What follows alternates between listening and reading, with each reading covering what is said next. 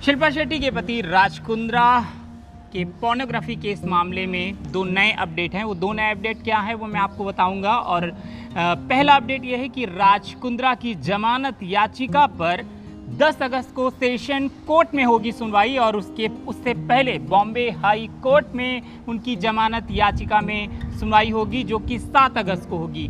तो दो सुनवाई हैं, पहले 7 अगस्त को बॉम्बे हाई कोर्ट में और 10 अगस्त को सेशन कोर्ट में। इसके अलावा शर्लिन चोपड़ा को मुंबई क्राइम ब्रांच की प्रॉपर्टी सेल ने समन भेज दिया है और शर्लिन चोपड़ा से मुंबई क्राइम ब्रांच की प्रॉपर्टी सेल की जो टीम है वो पूछताछ करेगी शुक्रवार को।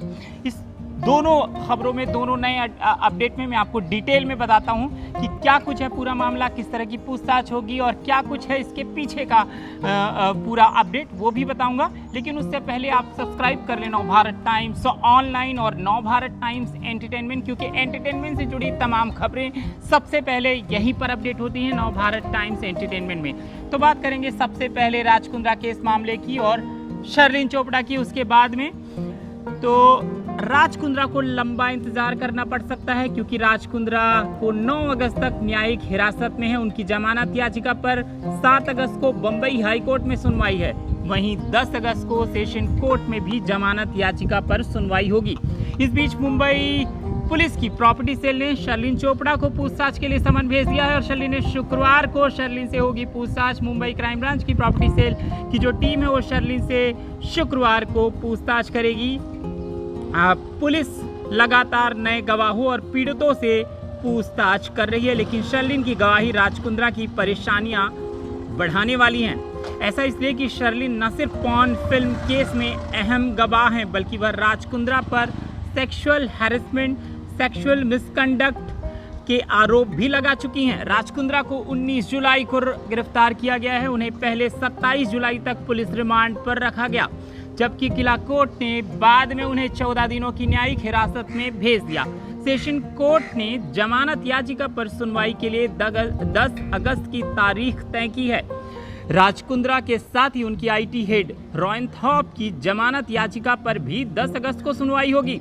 कोर्ट ने जमानत याचिका पर मुंबई पुलिस से भी जवाब मांगा है। बताया जाता है कि मुंबई पुलिस एक बार फिर जमानत याचिका का विरोध करेगी। दरअसल मुंबई क्राइम ब्रांच को ऐसा लग रहा है कि अगर राज कुंद्रा को जमानत मिल गई और वो एक बार पुलिस की गिरफ्त से बाहर हो गए, उन्हें जमानत मिल जाती है तो उसके बाद वो केस के जो दस्तावेज है, जो एविडेंस हैं, उनसे छेड़छाड़ कर सकते हैं। गवाह जो अब तक मिले हैं, जिस तरह की गवाही दर्ज की गई है, उससे भी छेड़खानी हो सकती है। आपको बता दें कि 28 जुलाई को किला कोर्ट ने राज कुंद्रा की जमानत याचिका खारिज कर दी थी। कोर्ट अभियोजन पक्ष के इस तर्क से संतुष्ट दिखी कि रिहाई के बाद राज कुंद्रा केस की जांच और गवाहों को प्रभावित कर सकते हैं।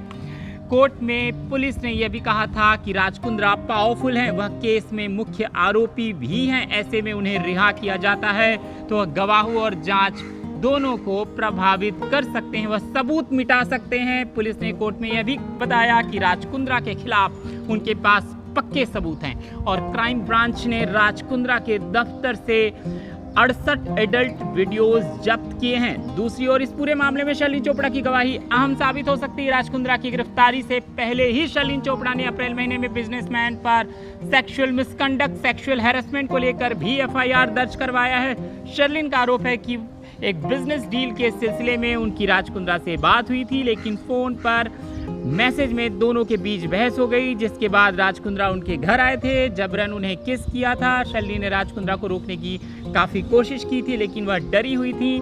शर्लिन चोपड़ा ने अप्रैल महीने में राज कुंद्रा के खिलाफ आईपीसी की धारा 376, 384, 415, 420, 504 और 506, इसके अलावा 354 ए बी डी 509 और आईटी एक्ट की धारा 67 ए महिलाओं को गलत ढंग से दिखाने को लेकर अधिनियम की धारा 3 और 4 के तहत मामला दर्ज किया है। शर्लिन ने अपनी शिकायत में यह भी दावा किया कि राज कुंद्रा ने उनसे कहा था कि शिल्पा शेट्टी के साथ उनकी शादीशुदा जिंदगी ठीक नहीं है, वह खुश नहीं है, काफ़ी कुछ उनके रिश्ते में कॉम्प्लिकेशन है। हालांकि पॉर्न फिल्म बनाने में शर्लिन की मुश्किलें भी कम नहीं हैं।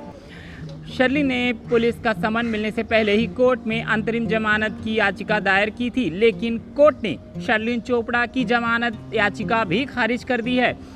यहाँ यह बात भी ध्यान देने वाली है कि शर्लिन चोपड़ा ने फरवरी महीने में एक और शिकायत दर्ज कराई थी, जिसमें उन्होंने आरोप लगाया था कि बिना उनकी इजाज़त के उनके कुछ अश्लील वीडियोस को OTT ऐप्स पर अपलोड किया गया है।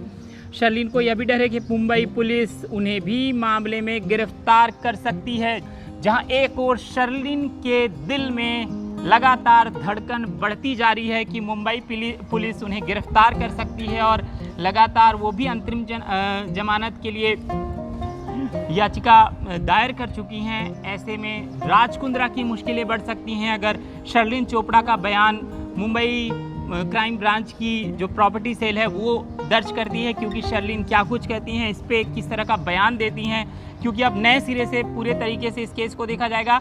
ये भी कयास लगाए जा रहे हैं कि शर्लिन इस पूरे केस से, क्योंकि उनको लगता है कि मुंबई क्राइम ब्रांच उनको इस केस में गिरफ्तार कर सकती है, तो पूरे मामले में खुद को बचाते हुए वो कुछ ऐसे बयान दे सकती हैं, ऐसी बात कर सकती हैं। ये भी एक कयास लगाया जा रहा है। फिलहाल इस पूरे केस में इतना ही, लेकिन देश दुनिया की बाकी खबरों को देखने के लिए आप सब्सक्राइब कर लेना भारत टाइम्स ऑनलाइन, और एंटरटेनमेंट से जुड़ी तमाम खबरों के लिए सब्सक्राइब कर लेना भारत टाइम्स एंटरटेनमेंट। नमस्कार।